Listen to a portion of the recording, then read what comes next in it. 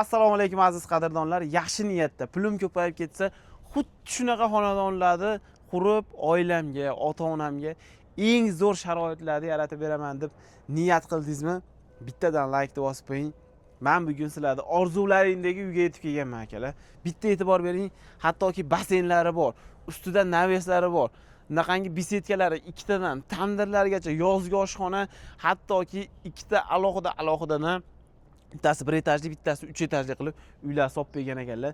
Tashqarisi ham umuman boshqacha chiqqan. Hozir sizlar bilan bittadan like bosib qo'ysalaring, uyni ponni aylanib chiqamiz. Nima-nimalar qilishgan o'z ko'zlaring bilan ko'rasizlar. Haqiqatan niyat qilgan bo'lsalaring, uy rostdan ham chiroyli chiqqan bo'lsa, sizga yoqqan bo'lsa, bitta like bosib, kommentariyada niyat qildim deb yozib qo'ying. Assalomu alaykum. Mana shu usta akamiz chetda ekanlar. Men birga aylantiring dedim. Akamizga ham bittadan like bosib qo'yinglar. Akalarimiz menga naves qilishar ekan. Naves qilishyapti ekan 1 oy davomida. Men qarang, navesni ham nihoyatda chiroyli qilib berishgan. Uyni hozir bitta aylanib turib, nari tomondan bitta ko'rsatganimizda o'zingiz baho berasiz. Hattoki tashqarilariga chiqqanimizda ham umuman boshqachaligini o'zingiz his qilasiz. Usta aka, necha oydan beri ishlayapsizlar bu yerda? Aka, o'lchab ketganimizga 1 oydan o'tdi aka, keldik. Bu yerda shu 20 kundan beri so'narka qilyapmiz aka. Aka, rosa chiroyli ekan. Nimadan qilingan bu naves? Aka, profildan bo'lgan. Profildan bo'lgan, ha? Lazer gullar ishlab qilib berganmiz aka. Baquvvat bo'lgan ekan, ha? Baquvvat. Ustunlari ham. 6 ga 6 107 sena bo'lgan aka, polni. Akalar, eslatib o'taman. So'ka bo'lgan. Akamiz eng zo'r professional ustalarni olib kelib ishlatyaptilar ekan. Bittadan loyihani bosib bersa, ustunlariga alohida mehr berishga, tepalariga, lazerlariga ham alohida mehr berishga, bu tomon umuman boshqa naqsh bo'lyapti ekan, ha? Boshqa aka. Bu ham lazerda chiqarilgan gullar, aka. Lazerda chiqarilgan gullar aka. Qaranglar akalar, nimaga bu yerga naves qilinyapti desam, bu yerda yozda basseyn bo'lib suv to'ldirilar ekan, issiqda qaynab ketmasligi uchun akamiz maxsus nech pulga tushdi o'pshi? Aka, o'pshi ishgan o'zi 200 millionga tushdi. Tashqarida parkovka ham bor. Tashqari parkovka bor. Akalar, parkovka umuman dahshat. Tashqarisidan remontlarigacha, darvozalarigacha ko'rsatamiz. Hamma yo'q eng zo'ridan qilingan.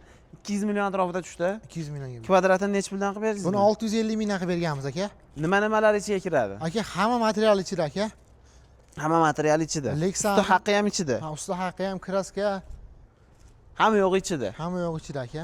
Qoyil akalar, basseyniga, navesiga, bunaqangi besetkalariga bittadan like bosib qo'yinglar. Narigi tomonimizda tandirxona ham bor ekan. Milliylik ham yo'qotilmagan ekan. Menimcha bularda fontan ham otsa kerak. Fontan ham otadi. Fontanlarga ham bitta e'tibor berib qo'yinglar. Haqiqatda siz ham, men ham xuddi shunaqa uylarda yashash, qurish nasib qilsin. Yaxshi niyat, yarim mol. Allohga oson. Beraman desa, hech nima emas akalar. Ko'rib turibsizlar. Bu tomonda 3 xonali ekan, 3 etajli ekan. Bu tomonda 1 etajli qilishibdi. Menimcha ota-onalariga, yosh kattalarga qilishgan bo'lsa kerak. Shoqundan sal yiroqroqda yashashsa, o'zlari tinch bo'ladi, maza qilib yashashadi.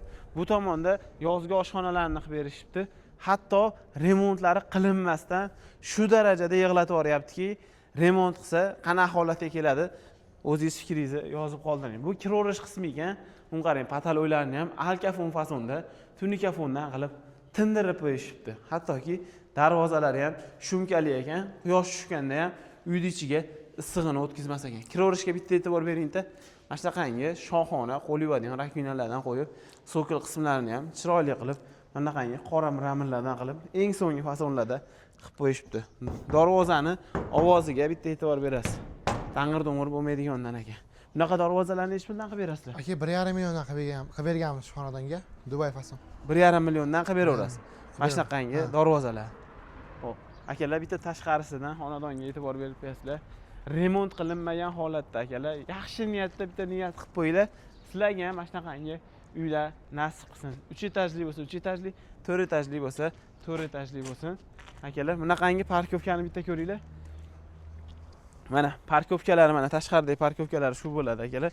Mashinani shuni olib kirib qo'yadigan bo'lsangiz, optoda bunaqangi qizib, har xil noxush holatlar bo'lmasligi uchun bitta elektromobilga tok o'rnatib beradigan bo'lsangiz, tashqarida turaveradi. Kameralar o'rnatib qo'yilgan, xavfsiz hudud bo'lib turaveradigan bo'lar ekan. Betga nech puldan qilib berdilar? Aka, betga 550 ming so'mdan qilib berganmiz. 550 ming so'mdan 1 kvadrat metr. 1 kvadrat metr. Materiali usta hamma yo'q ichida. Hamma yo'q ichida aka. Akalar, pastda ustakalar raqamini qoldirib qo'yapman.